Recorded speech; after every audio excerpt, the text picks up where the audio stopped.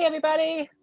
Well, what do you think about that intro? I was dancing the whole You time. like? I A was little dancing. different there, huh? I was dancing. Oh man, yeah. I was like, when I first saw that, I was like, I think everyone will like that a little bit. I hope.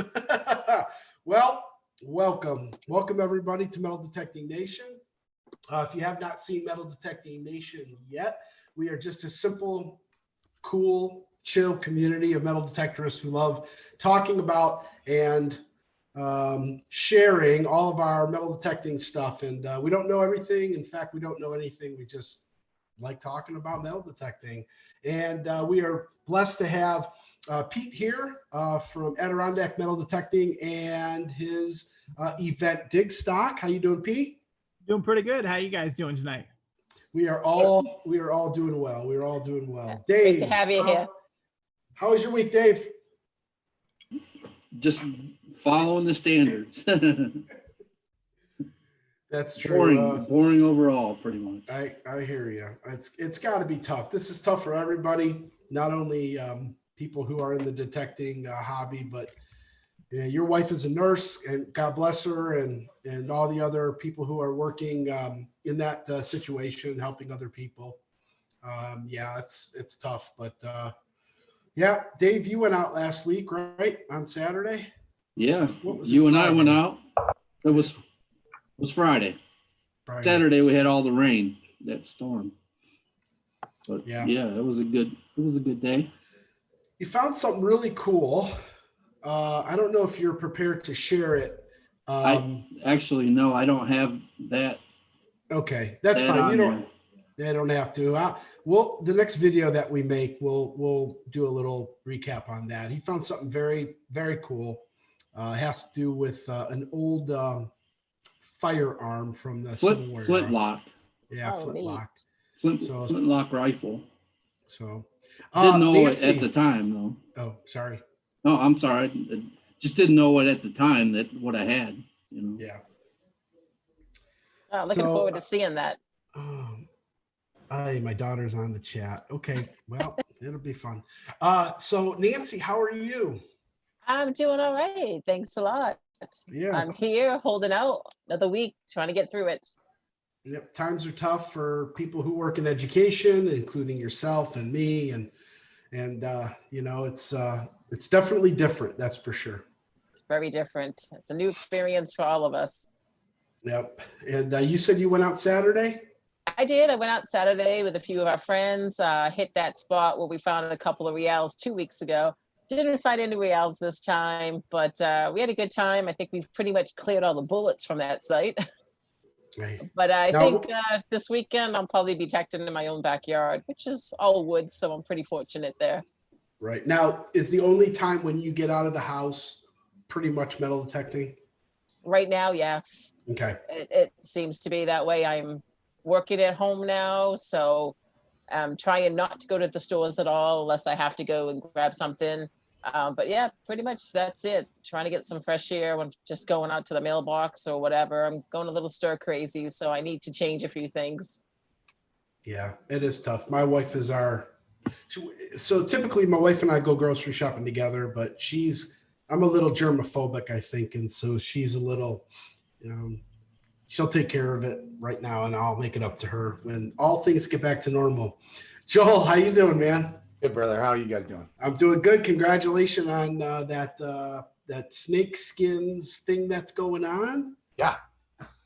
We're trucking along with it, doing a giveaway on my channel right now. So if anybody wants to win a couple, you can head on over to that and check it out. Yeah. And So how about you? How was your week? You got a new little toy people don't really know of yet. yeah, I bought a Knox 800 and got out Friday after work just for a couple hours to a place that I've slammed 14 times, maybe, around there. And didn't really find much. Found a couple interesting relics, but it was just getting out, having a good time. I had my buddy Scott come with me, and it was fun. So, and I'm still working because I'm an essential person, I guess. So, but it's keeping me sane for now. Well, that's good. And I went out with Dave, and found the Indian head penny, and I don't remember what else, because every day is running together. I don't know if that's Yeah. happening for everyone. Yeah. I don't even know what day it is. Exactly. So enough about us. I'd like to welcome Pete here to the show. And Pete is, I'm going to let him tell everybody about himself, but he's been on several shows recently for his Dig Stock event, which a lot of people have heard about. He's going to go into that. So Pete, welcome to the show. Tell us a little bit about yourself. I guess you could start off with wherever you want to go. All right. So, hey, thanks for having me on, guys. I really do appreciate it. I'm from upstate New York. Right now, we're quarantined to our houses. I've been here for about 2 weeks almost now. And I've been out detecting a couple of times, but I'm the owner of Adirondack Detecting. It's like an informal club kind of thing up here. Just a lot of folks I work with kind of got into detecting, and they said we should call ourselves something. So basically we just did it so we could have stickers and t-shirts. More than anything. So, but and so basically, I've gotten a lot of people up here into detecting and gotten them interested into it. And so we're doing this event this year called Dig Stock. Last year, I don't know if anybody knows, I was one of the main organizers of Pound the Ground. We just had a parting of ways there, and we chose to try something different. Our farmer called us back up after last year's event and said, "That was awesome. I've got thousands more acres. Do you guys want to do it again?" So we kind of, I got a bunch of really good detectorists that I know and trust, and we formed up. We made an LLC called Dig Stock. We're going to provide events all over the country, hopefully here in the future.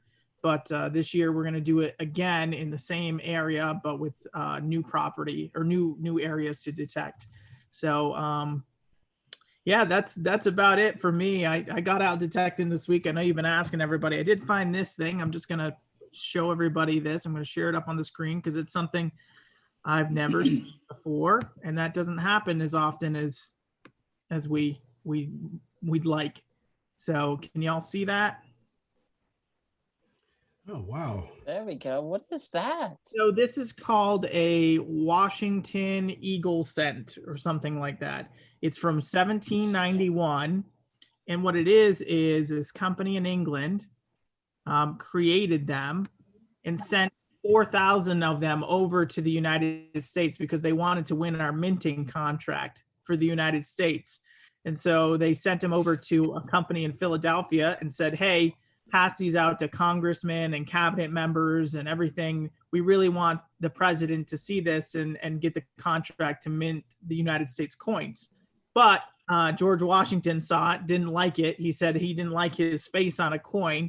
He said it looked too monarchical and he didn't want to look like a king. So they never actually made them, but they ended up in circulation. There's only about 4,000 of them made. And you just never know what you find. And honestly, that was a complete surprise. I saw the date on the front, 1791, and it said President Washington. And I was like, I've never seen this before. So you never know what you're going to come across. So That is absolutely fascinating. I've never seen that.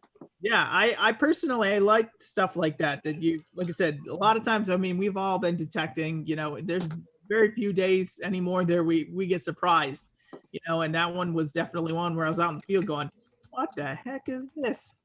I've never seen one of those before. So If Washington only knew. if Washington only All over money now. Yep. Yeah. So tell me, how long have you been detecting then? How did you get into detecting? So I was actually in college in 2010. So it's been 10 years now. 2010. I was looking to become a detective is what I wanted to do. So one day I'm on YouTube and I'm looking up detective and autocorrect put in detecting. And I ended up with a whole slew of detecting videos on YouTube. And so anyways, I basically wasted the rest of my day watching YouTube videos on detecting. And I said, you know what? I love history. I can do that. And it was probably 3 weeks later, I'd saved up enough cash and bought myself one of those banana yellow Garrett Ace 250s. And and went to town. Never looked back since. Well, that answers that question. What metal detector did you start with? Yeah. Now, what metal detectors like have you owned, and what's that pathway of to where you're actually detecting with, and what you're with now? So when I was a kid, my grandmother bought me one of the Bounty Hunter or Radio Shack specials, basically. And, and I found nothing but sheet tin and nails. But, it kind of got my interest. And then it was probably 10 years later that I ended up with the Garrett Ace 250. Then from there, I found enough change on my campus to purchase a Garrett AT Pro. And I used that for probably 3 or 4 years. And then when I got married, my wife and I went to England for our honeymoon, which was a half detecting trip, half honeymoon. So yeah, thank God she was willing to let us do that. And so we went with friends, and while I was there, the XP Deus was starting to storm the England. So I got my hands on one while I was over there, and I said, I need me one of these. And I came back and I had one under the tree that Christmas. That's sweet. So, and I've used a lot of detectors. I'm not afraid to. I'm part of XP Team USA. It's a brand I really trust in, I believe in. I've used it a lot.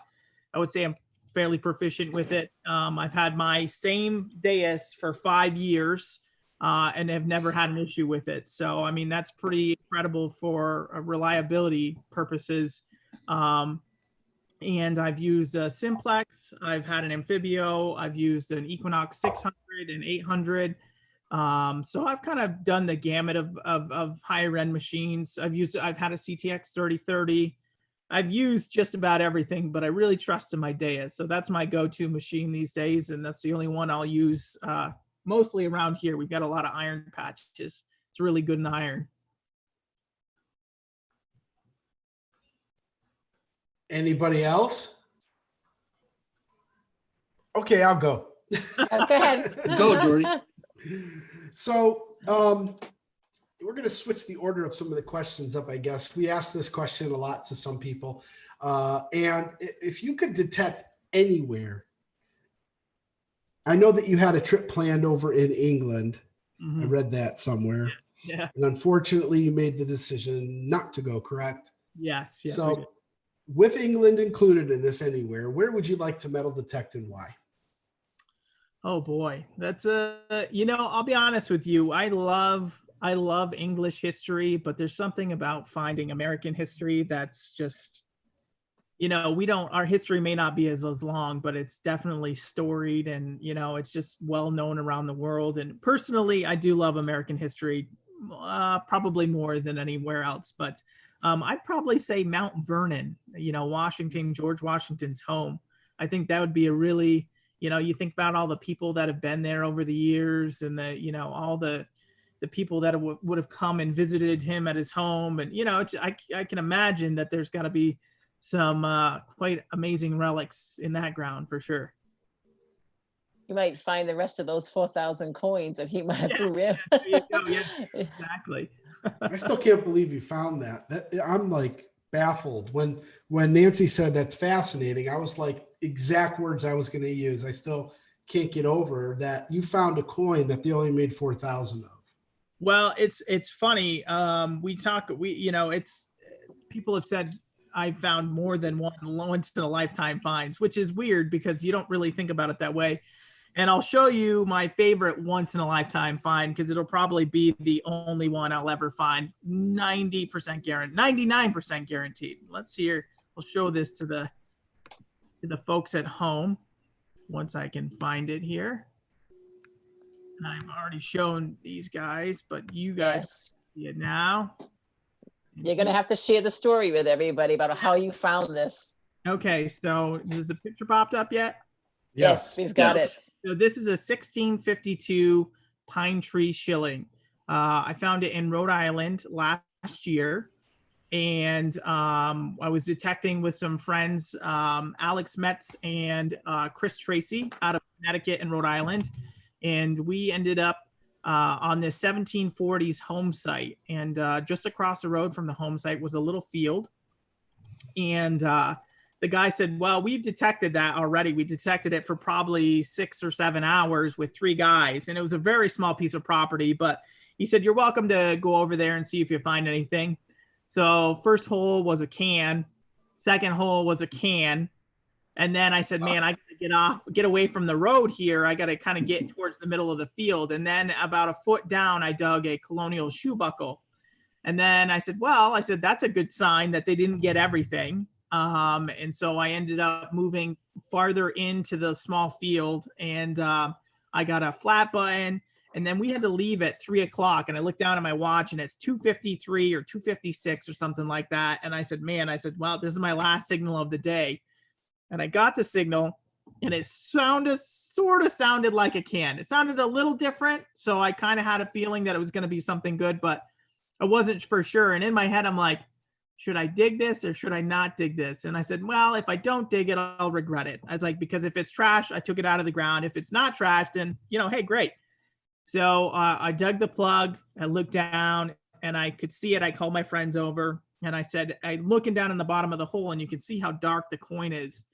And I thought it was a button at first. I said, oh, it's a big dandy button. And so I took the coin and I picked it up. And as soon as I got it up to my face, I could see the year 1652. And I dropped it and I yelled so loud that I'm sure the neighbors three doors down heard me. There were a couple of expletives that were said that probably can't be repeated here, but yeah, it was a surreal moment. And the guys go, oh my God. And the night before we were literally talking about how cool would it be if one of us had found a tree coin is what they're called. And it's just so rare. My particular coin is one of 13 known of that type. So if you thought one of 4,000 was rare, one of 13 is impossible. That just Now, blows my mind. How big is it compared to like an 8 real or? It's about the size of a 50-cent piece, maybe a little bit smaller, but it's paper thin. It's like a real. It's like, it almost looks like if you were to, you saw the picture, it kind of looks like a hammered coin out of England, the way it was made. And they were made on these roller presses, apparently. So that's why, like when you find them, sometimes they have kind of like a curve to them. It's the way they were actually made. So it's neat. Again, one of those things that you share with your friends, you'll never find another one. So you just kind of relish in the moment. I've got pictures of it all over my treasure room here. I think I would have probably passed out. Oh my God. It was, I couldn't dig it. We were supposed to go metal detecting the next day. And I said, I'm whipped. I was like, I can't do it. I'm emotionally drained. Somebody would have had to give me mouth to mouth or something. Could have been Dave or Jordy. You guys pick which one. Not this day and age, bro. Yeah, I was going to say that. Just kick me. I'll wake back up. Yeah. How can you ever talk dirt clods at you? It's kind of incredible. I'll be honest with you. If I hadn't been with those friends who I'd met probably a month prior, 2 months, a couple months prior, I'd met these gentlemen, and they were kind enough to invite me out to their home in Connecticut. And, and I make, we all have friends in the hobby, obviously, but, sometimes it's just by pure chance that you meet these people. And I really, truly believe that people meet for a reason. And we ended up on that spot. Now, I kind of return the favor. Every time I've gone with these guys, we found something incredible. And the last time we went out, I said, I found my big thing. You guys, it's your turn. And so we hit a Colonial field in Connecticut, and we weren't digging anything. And so me and Alex were probably 30 feet from each other. And he says, I said, you getting anything? He goes, nah. He's like, I'm not finding much. I said, yeah, I'm not really getting anything either here. And I'll show you what he found. So he's digging, like I said, 30 feet from me. I dig a piece of iron, and then he pops up and he says, I got something. And I said, what is it? And he says, I'm not sure what it is. And I said, well, bring it over here. And I said, let's take a look. So he brings it over to me, and we just about had a heart attack, because I will show you what we found here in a second. I know this is weird for me. I've never done this before. So tell me when you guys can see it. Here we go. Yep. So this is Alec, and this is his George Washington inaugural button. And Wow. Oh, wow. we didn't find another thing on that Colonial Field, but that's the thing. And so we have this. It's like we trade them back and forth. So now we told Chris, who was the other guy that detects with us. So he said next time it's your turn. So I've been lucky enough to see some pretty amazing things, Doug. I've dug some amazing things myself. So I think it's a lot of luck. There's a lot of there is skill. Don't get me wrong. I mean, we all but I've been on sites where a guy with a $100 detector can out detect a guy with $1,000 detector if that guy doesn't know how to use his $1,000 detector. So it's just luck of the draw. But we've been fortunate enough to get on some pretty crazy things. So are all your sites that you go to, are most of them farm fields, or are you exploring other homesteads or woods? So we don't have a lot of cellar holes like New Hampshire. Most of the Northeast has a lot of cellar holes from Massachusetts, Connecticut.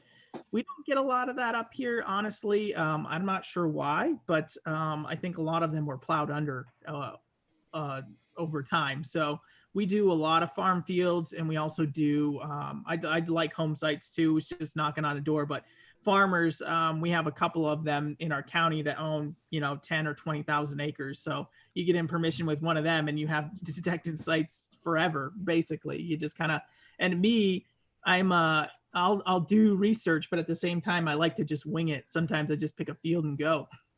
Well, Now, you're do in a you great. do you have to share any of your finds? No, so Sorry, one Bill. farmer, the farmer that we we're having dig stock on this year. When we first approached him with the idea, I told him I had actually stumbled upon like a small War of 1812 camp on his site, on his property, and I found several buttons and musket balls, and I actually went to him and I gave him them, and I said, "Here," I said, "this is from your farmland." I said, "I want you to have these. Give them to your kids, down the road or whatever. But, people ask what kind of stuff can be found here. Now you can show them." And I said, "I want you to know that I'm trustworthy enough to, these are finds that I made on your property. Technically, they're yours. I'd like you to have them." So, and I honestly think that's stuff like that really goes a long way when you're trying to make new permissions or get new permissions, because that gentleman opened the door to other farmers who said, "Oh yeah, come on over, try out here." So, I mean, that's kind of what I do. I do like to keep a lot of my finds, but a lot of them go to historical associations. I'm a big member of the one in our county, towns and stuff like that, especially if it has some sort of really big significance for that area. Thank So you. I guess so now. Oh, son of a nutcracker! You kidding me? I forgot what I was going to ask. I'm sorry, Jody. I was going to ask her right before Nancy, and then I was like, "Oh, I got it. No problem." So, okay. So with coronavirus and all this COVID-19 going on,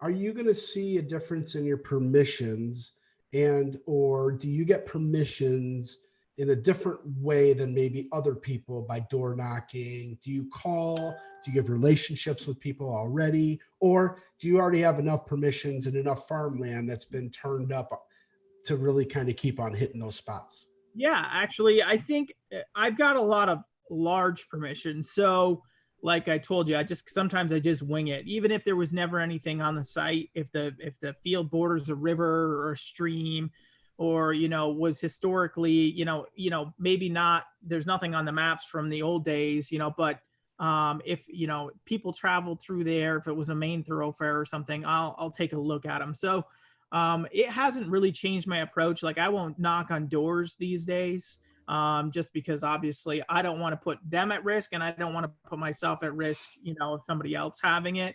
And personally, I have asthma. I've detected with asthma, it's not a big deal. It comes and goes as it pleases. But for me, it's a little scary just because I do have an underlying condition. But so last week, actually, I had a close scare. One of the gentlemen I went detecting with, I detected with him last Monday, and he called me on last Wednesday, and said his son tested positive for COVID-19. So, it's a little scary. You really don't know, and so I made the decision then. I called all my friends and said, listen, I want to detect with you guys. I really do.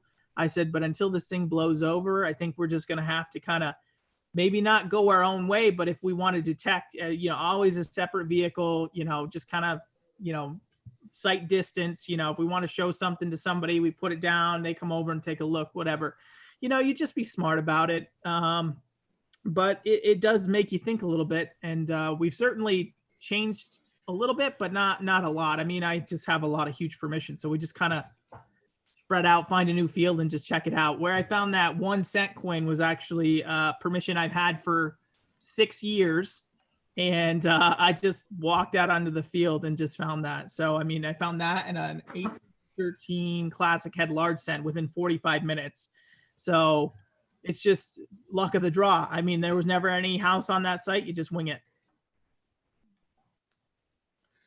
So any other questions about metal detecting for Pete? Any other questions at all? Because I want to go into a little bit of dig stock here. And so a question regarding dig stock.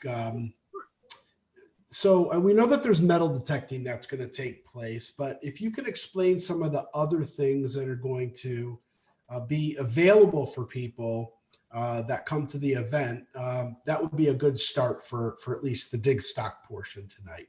Yeah, definitely. So when they came up with the idea for Pound the Ground last year, we wanted to create an event. I'm not sure if everyone's heard of it, but there's an event in England called Detectival, which is basically the largest metal detecting event in the world. And so our idea was to create something that was very similar here in the United States.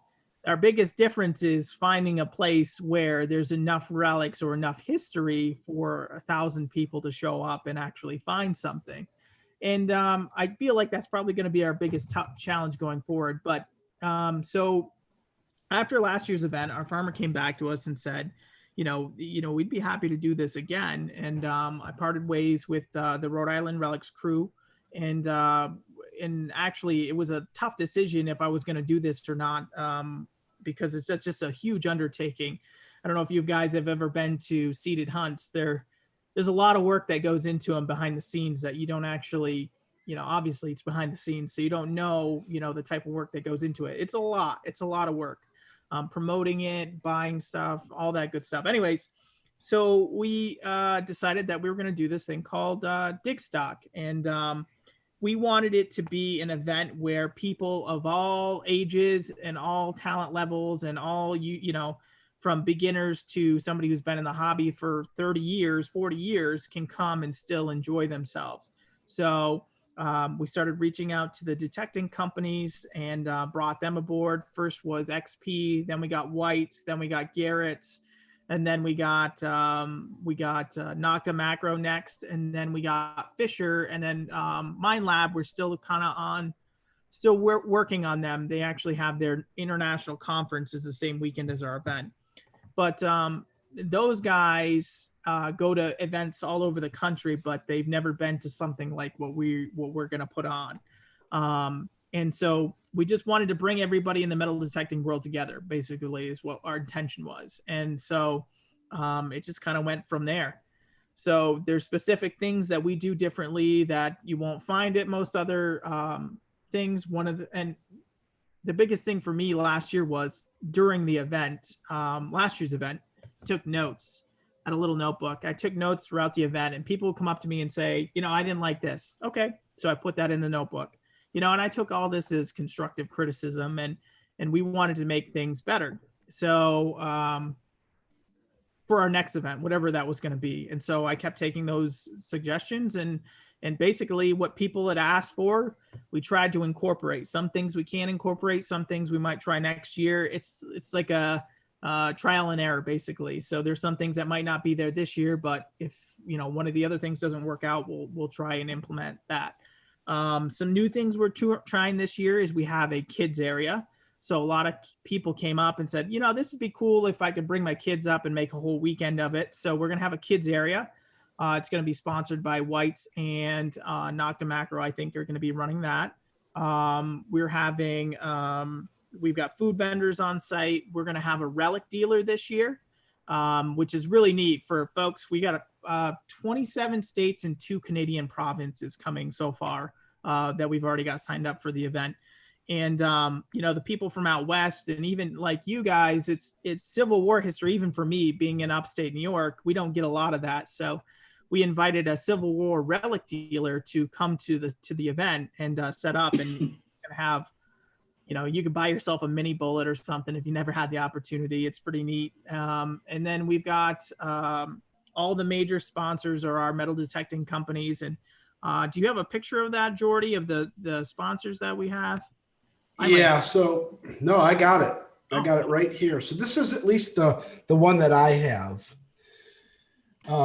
So XP Whites, American Digger Magazine, Garrett, Brute Magnets. Oh yeah, the magnets are going to be there. You'll explain that probably. Yeah. So we wanted to do something different. So we actually said that I went and asked the farmer last year. We had some folks bottle digging out in one of the fields, and he's like, whoa, what are they doing? And you know, so we told him to stop last year, but so I went and asked him, and I said, it'd be something I think folks would really enjoy if we had the opportunity to do a couple of different hobbies.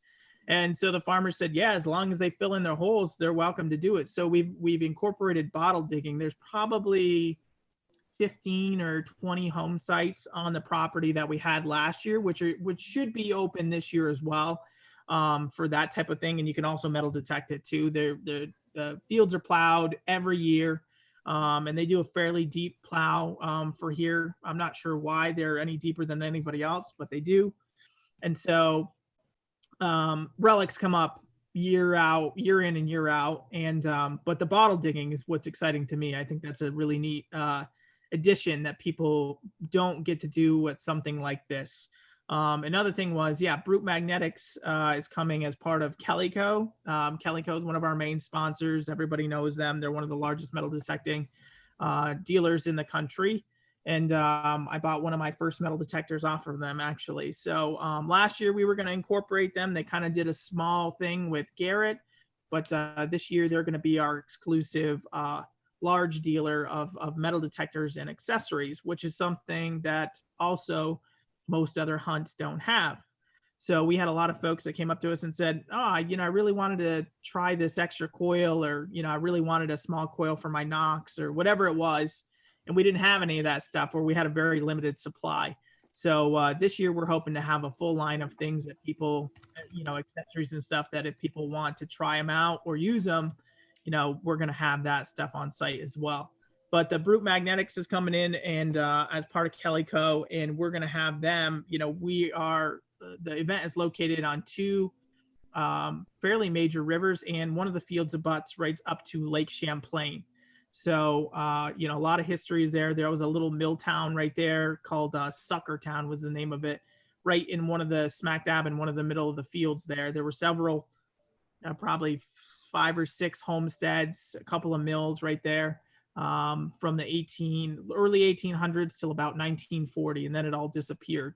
So, I mean, we've got a lot of different things that you wouldn't see at an event this size. So, this sounds so exciting to go to. I mean, so any event, I believe, is exciting, and a lot of people go to events to meet other people. To hang around with some people that they normally don't get a chance to hang around with, because if you think about it, most people who are metal detecting today have watched YouTube and have seen all the likes of, everyone from Bo to Kurt to Joel to, everybody, it's just, and so to go there and meet these people, and then, oh, by the way, let's go metal detect, I think is fascinating. I know that I have a ticket. We got Dave and me and Ambient, Nancy. We have early bird tickets. Nice. Yeah. So I think Sonia has an early bird ticket. Y'all are going to be getting these in the next couple of days, hopefully. Nice. You guys can change the weekend so I can go. You know, we actually, and that was another thing. Like we actually did this we changed the weekend on purpose. So anybody that went to last year's event, we had a really wet spring last year. So we talked to the farmer and said, you know, what can we do to help mitigate, you know, any problems we might have? Because last year we had probably maybe three fields, but two or three fairly substantial sized fields that weren't cut by the time the event happened. But that's, again, with an event this size, there was nothing we could do at the time. You know, we had a wet spring. The farmer was doing an awesome job. He actually continued cutting throughout the event. So some of the fields that weren't available on Saturday were available on Sunday. And literally 2 days after the event, the whole area was cut, you know, and it's kind of a shame you think about it. But at the same time, I said, how can we make that better for you guys as detectorists, as us as detectorists, and easier for him to do the crops? And he said, well, why not try it a week later? He says, that way, if we do have a wet spring, he's like, even if we do, he's like, everything was off by that next week. He's like, so, and then another thing is it's Columbus Day weekend. So I know not every state has Columbus Day weekend off or Columbus Day, that Monday off, but some states do. So for those folks, it would give them an extra day to, you know, drive home or whatever. And so we kind of did that on purpose. And we've got a couple of new things this year. One of the things we're trying is, and we were supposed to start this really soon, but we decided to push it off probably a month or so. Each manufacturer is going to give away 2 tickets, 2 specialty hunt tickets. And what that entitles you to, it's free. You just have to enter the contest on whatever the manufacturer's page is, whatever they decide to do to give these tickets away. And what it does, it entitles you to a special hunt on Friday morning with the YouTube stars or special guests from each of the manufacturers. So like Garrett, it might be KG and Ringy. We haven't announced that yet. We don't know, you know, exactly who's coming, but, you know, and then from Nocta, it might be Kimmy Price and a couple of her friends and stuff. So we've got quite a few really awesome reps from each company that are going to come and do this special hunt. So it's going to be limited to the 2 guests, the 2 people, that 2 winners, and the YouTube celebrities. So basically it's going to be maybe limited to about 40 people, I think, when it's all said and done, with all of our guests and the people who win the tickets. And we're going to put them on a property where, you know, I don't know what can be found, but there's going to be some awesome relics dug, and you get to dig with people in a personal setting where you might not, you know, you might run into one of those guys out in the big fields, but it's few and far between unless you're, you know, hunting right beside them. So this will give you a chance to actually get to talk to them and hang out for a couple of hours. And so that was something new that we're trying this year too, but we're going to push that off probably until late May, early June. We're going to start giving those tickets away, and each manufacturer is going to give them away at a different time. That's a great idea. Sorry, Nancy. I was just going to say, is that going to be something, are you doing that instead of doing a meet and greet, or are you still going to hold some sort of meet and greet? So yeah, we're still doing a meet and greet. That's going to be, so. Sorry, Jordy. Swear to God. Swear to God. That was my question. So I'm reading your mind. Friday morning, that's the only downfall. Friday morning is the specialty hunt. It's from 9 to noon on Friday morning.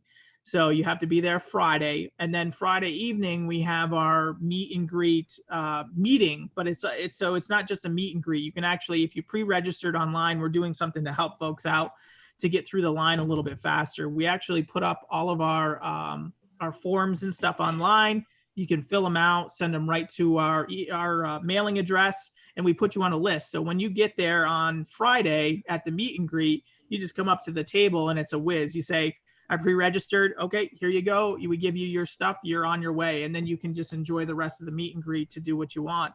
But the meet and greet is not only that. We're going to have all the guests and stuff. We have special guests coming. We're going to have probably a photo backdrop similar to what we had last year. And we've got a couple of guest speakers and stuff. There's going to be stuff for sale there. Food trucks, beer, and what else do we got going on then? Oh, and so on Saturday morning, we normally do a meeting just before the hunt to kind of show everybody the boundaries and everything like that. We're going to do that the night before, Friday night. for the majority of people, and then just do a quick one the next morning. And then Saturday, when you get there, you basically get to hunt all day.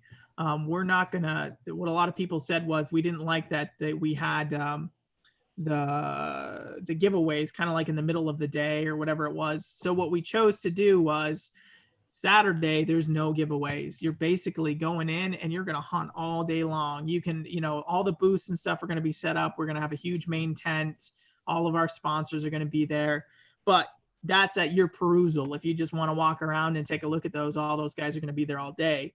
But the majority of people, I think, you're traveling a long distance, you want to hunt. So that's what we made Saturday for. Strictly, you get out there and you hunt. Oh, that's one of the questions we have in the chat. You just said about traveling the distance.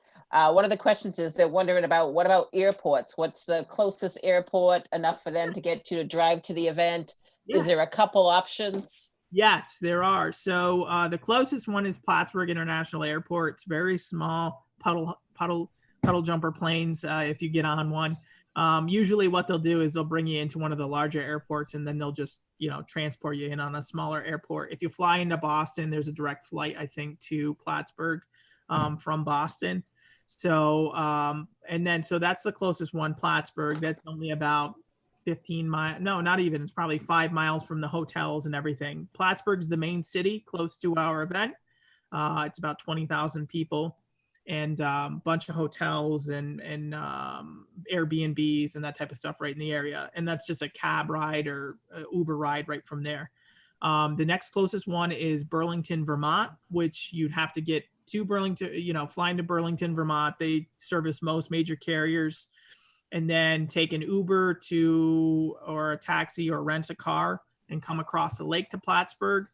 You can either drive all the way around the lake, which is about 70 miles, or you can take a scenic ferry ride right across the lake, which brings you right into Plattsburgh. And then the last option, which is the largest, but it's also international, is Montreal, Trudeau International Airport. And that's in Montreal, Canada. If you wanted to fly into there, it's about a 45-minute drive south to Plattsburgh.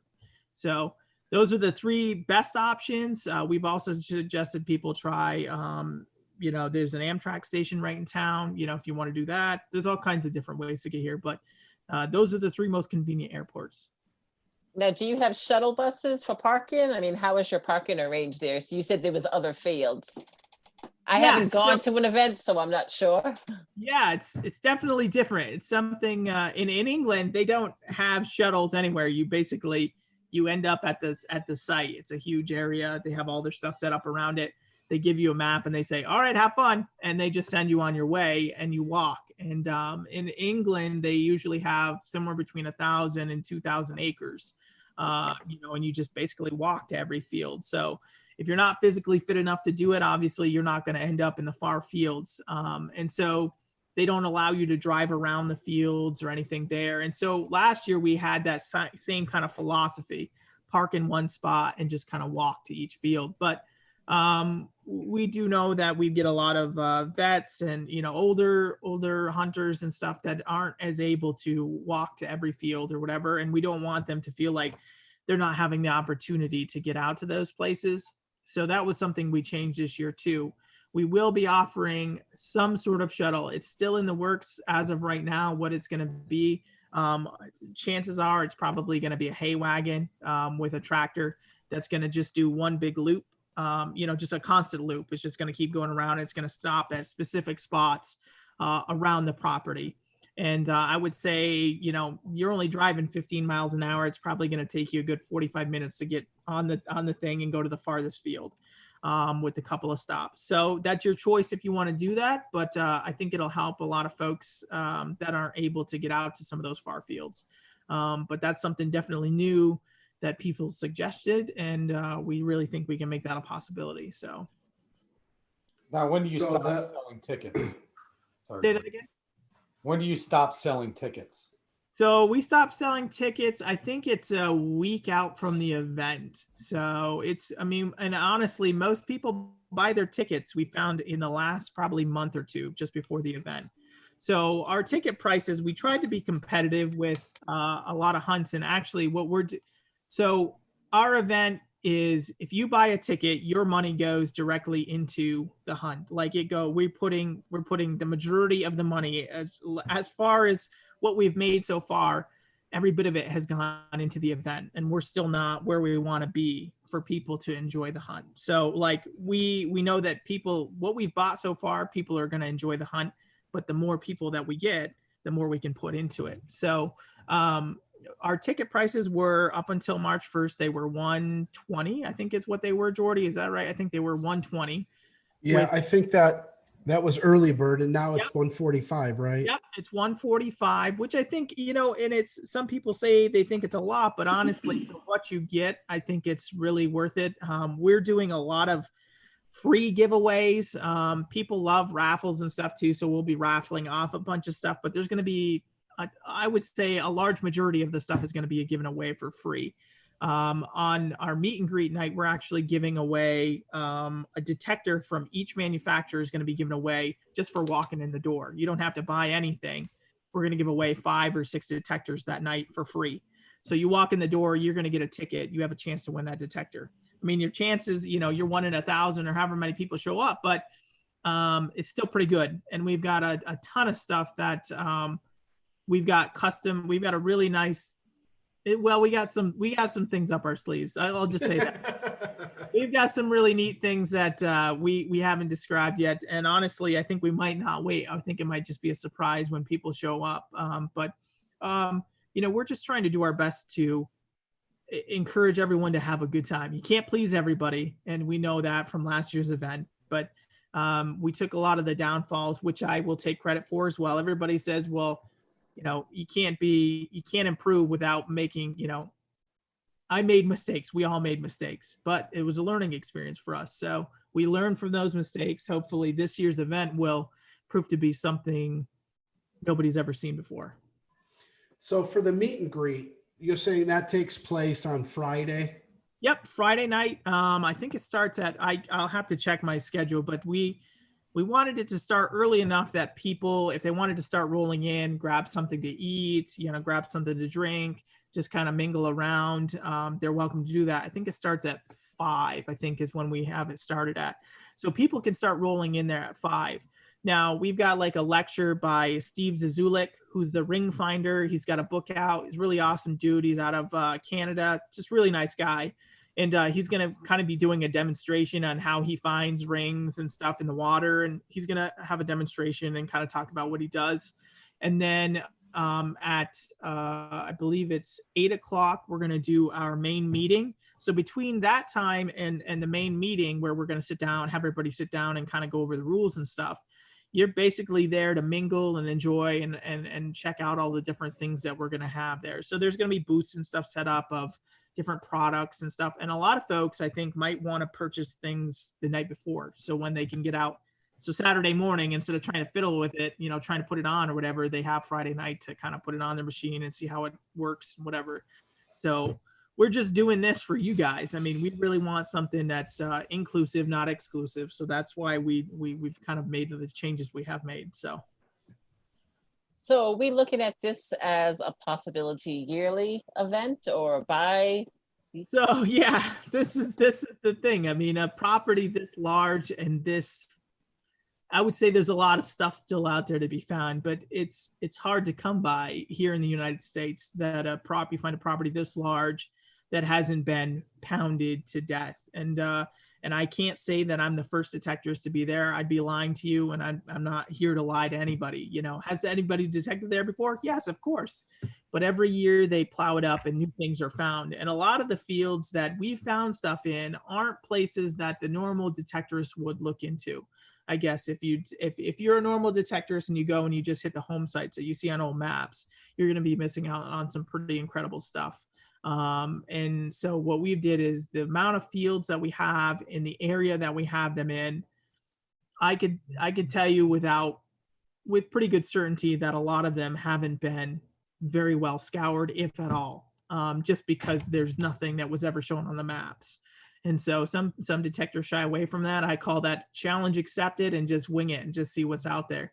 And some of my greatest finds, even on this property, I had detected there before last year. I'd probably detected there for 2 years. And I can't even tell you, I maybe hit what, 2 acres of the whole couple thousand acres. This farmer owns 3,000 acres. So it's pretty incredible to think that there's so much more history left out there. So I think we're going to be in pretty good shape. So. Well, if you are not familiar with Metal Detecting Nation, you can always check out who's coming up next in our guest like series. And I think Deej will be here next week. You can check out Metal Detecting Nation on Facebook. You can check out metaldetectingnation.com. And if you want to be a part of our after party, in about 8 minutes, I'm going to post a Zoom link for you so that you can come on and actually talk to Pete yourself face to face and ask him questions, a little bit more specific stuff about dig stock and things that are going on within our metal detecting community. So just wanted to let you know that I will post that link within about eight minutes. There's your public service announcement. Well, I mean, So- one of the things I was going to mention, Jordy, with everything that's going on right now with everything, the COVID, how are you guys preparing for that? As of right now, you might be the only event of the year. It looks like Yeah. so many events are being canceled. Yeah, we've been talking. I have a team of, there's 3 guys that we work with. My partner is Matthew Jones. He's from North Carolina. And I have our financial advisor. His name is Dave Lofgren. And but we've actually been in contact quite often. We have conference calls kind of like this, where we just kind of talk about the state of what's going on in the country. What are our plans going forward? And at this moment, we're still in a go as planned. We're full steam ahead. We're not making any changes at this time. We've seen a lot of the really big detecting events being canceled or postponed, and we have a feeling that some of them will not be able to recover and make it through, make it later in the year or whatever, due to whatever reasons. And that we understand that. And you're right, we might be the only detecting show in town. And if that's the case, I really hope folks can make it out here, because it's I would say the experience is something that you won't get it anywhere else. And a lot of folks said, you know what, I found some things, but nothing was spectacular. But they said, the reaction we got from most folks was the experience of meeting everybody, all the people you see online, you interact with, you never got to meet before, and getting to detect with those folks.